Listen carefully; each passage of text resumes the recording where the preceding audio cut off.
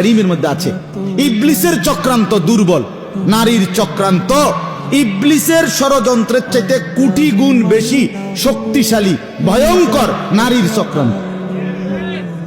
আর ঠিক না কইলেও ঠিক মেয়েটা কোরআন শরীফের আয়াত। হ্যাঁ হ্যাঁ, এটা কোরআনের আয়াত। ইন্না কাইদাকুন্না আযীম। কোন বেড়ি যখন সিদ্ধান্ত নেয় তুই বেটা কেমনে তোর বাপের লগে মাল লগে ভাই বেড়াদর লইয়া থাকবি আমি দেখুন, এই শেষ কথা বোঝেন নাই আপনি? কোন মেয়ে মহিলা যখন সিদ্ধান্ত নেয় আমি তেজ আমাইরে তুই বেড়ারে আমি দেখাই দেব, চাই তুই কেমনে তোর মা বাপ লইয়া থাকস, এবার যে কোনো মূল্যে শেষ, পুরা ফ্যামিলি তছনছ।